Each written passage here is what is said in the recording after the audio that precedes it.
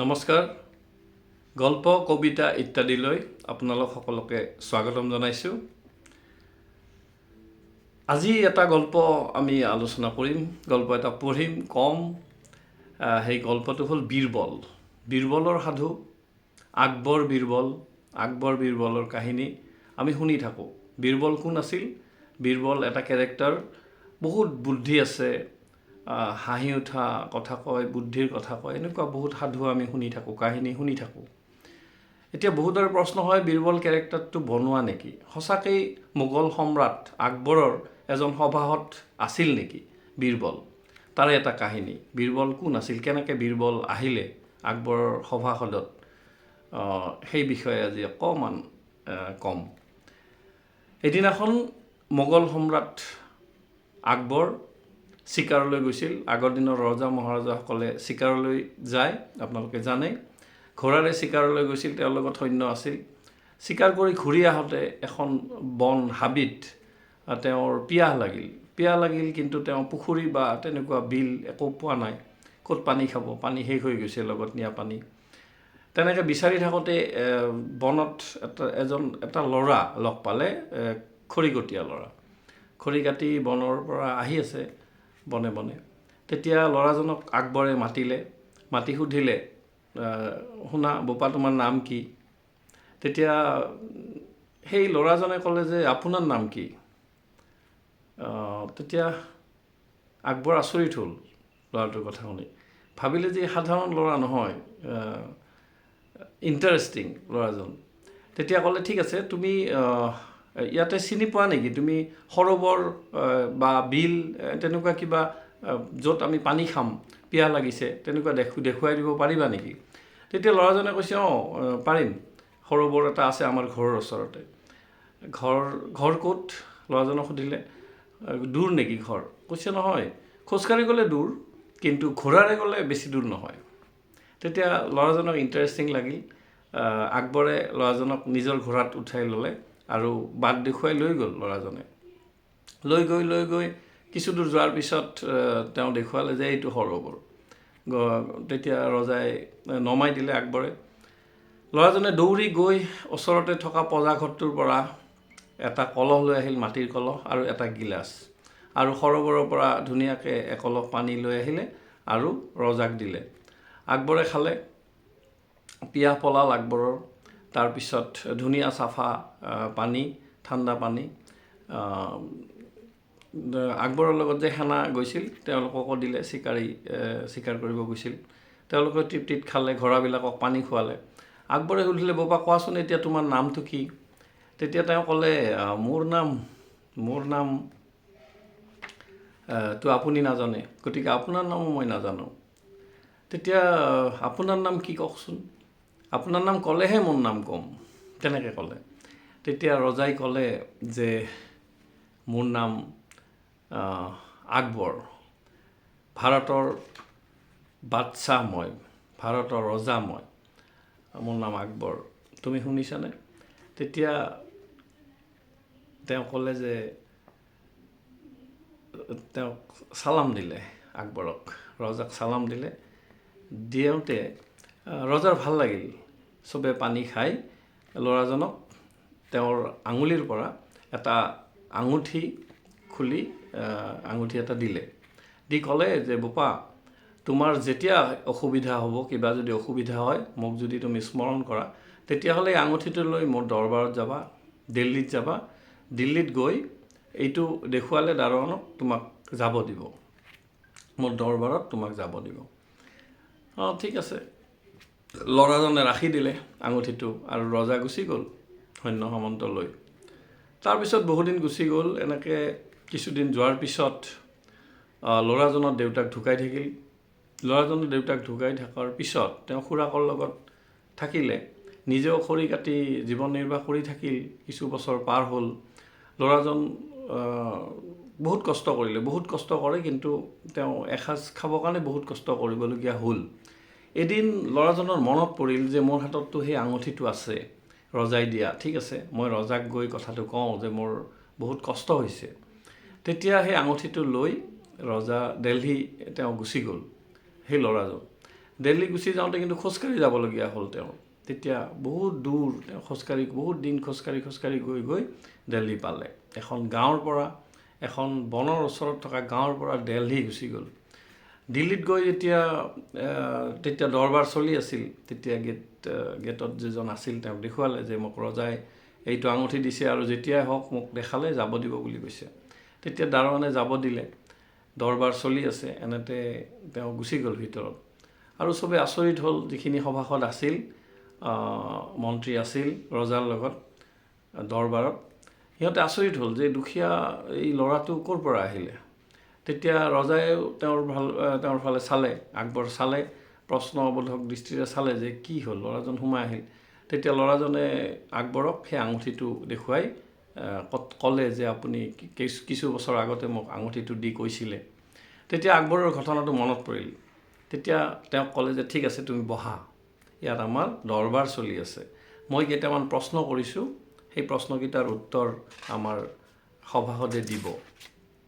তেতিয়া ল'ৰাজনে বহিলে আৰু সেই প্ৰশ্নকেইটা এনেকুৱা ধৰণৰ 5টা প্ৰশ্ন সেইদিনাখন আকবৰে জানিব খুজিছিল সভাসদৰ পৰা, মন্ত্ৰী মণ্ডলীৰ পৰা।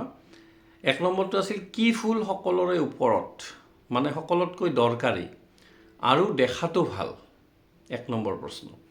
2 নম্বৰটো কৰিছিল কাৰ দাঁত সকলোৰে ওপৰত, সকলোতকৈ দৰকাৰী, আকৌ দেখাটো ধুনীয়া দাঁত।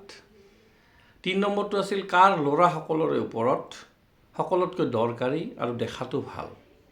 4 নম্বৰ প্ৰশ্নটো কৰিছিল ৰজাই কোন ৰজা সকলোৰে ওপৰত, আৰু 5 নম্বৰ প্ৰশ্নটো হ'ল মানুহৰ কোনটো গুণ সকলোৰে ওপৰত।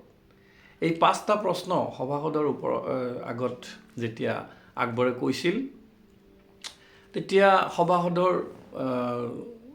সভাসদে এজনে ক'লে যে ৰজাক মানে তেল মাৰি যে আপুনিই শ্ৰেষ্ঠ ৰজা, এনেকুৱা ধৰণৰ চবেই তেনেকুৱা ধৰণৰ এনচাৰ দিলে, উত্তৰ দিলে। যেতিয়া দিলে ৰজাৰ কিন্তু মন পচন্দ হোৱা নাছিল। তেতিয়া সেই ল'ৰাজনে ক'লে যে যদি মই ক'ব পাৰোঁ উত্তৰ, তেতিয়াহ'লে ক'ব পাৰিমনে, মই যদি কওঁ মোক মানে আজ্ঞা দিবনে, এনেকৈ ৰজাক সুধিলে।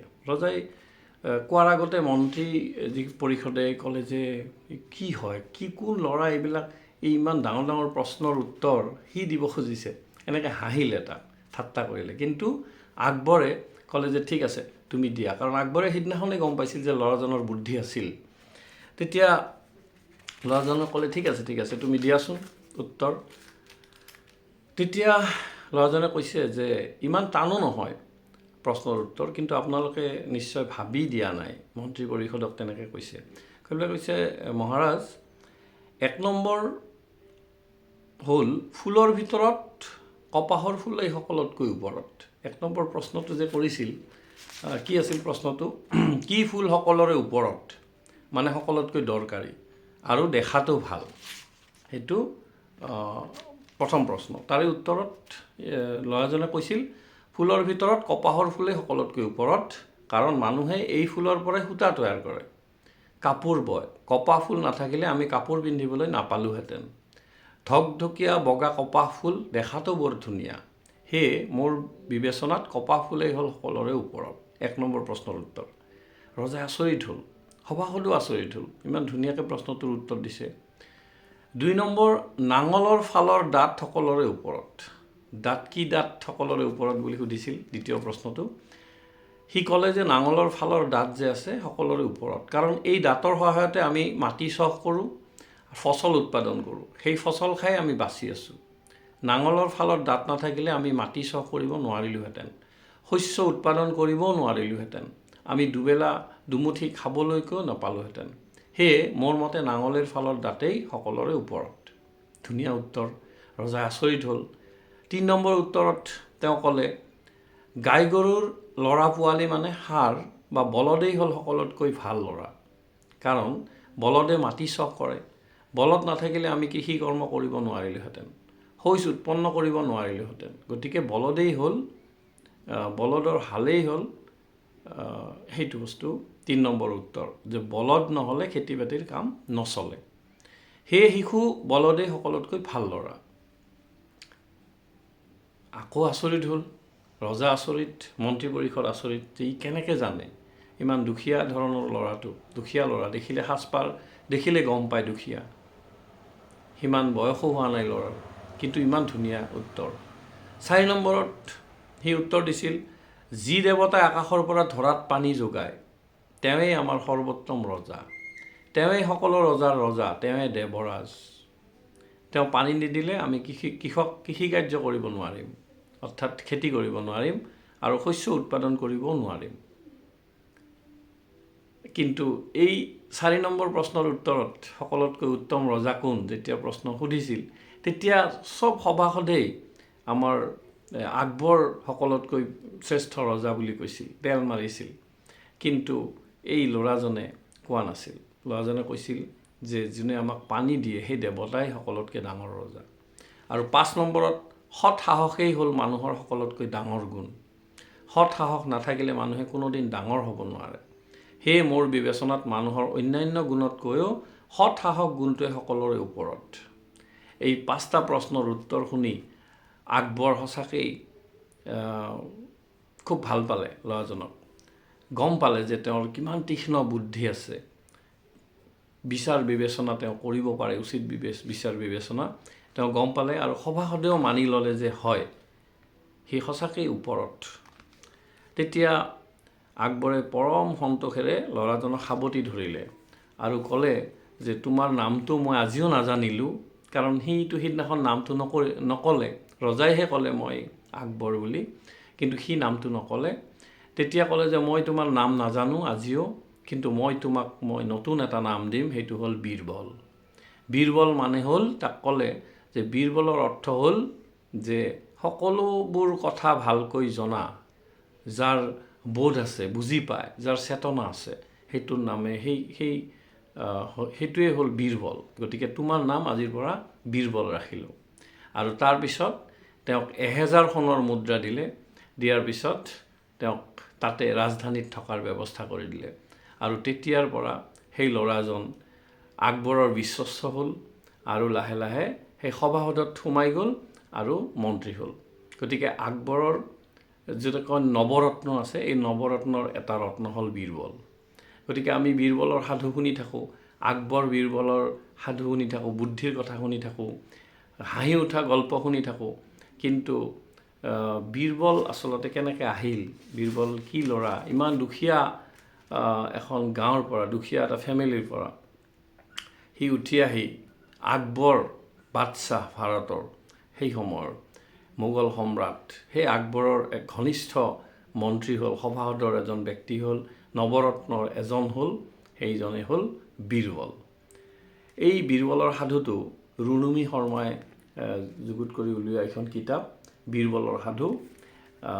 মই বিশেষকৈ ইয়াৰ পৰা মই গল্পটো লৈ ৰাইজৰ বাবে শুনালোঁ। বীৰবলৰ সাধুৰ বহুত কিতাপ আছে, সেইবিলাক পঢ়িলে ভাল লাগে। মাজে মাজে বীৰবলৰ সাধুৰ আমি আকৌ পঢ়িম, ক'ম। নিশ্চয় ভাল পাইছে। ধন্যবাদ। কাইলৈ আকৌ লগ পাম। শুভৰাত্ৰি।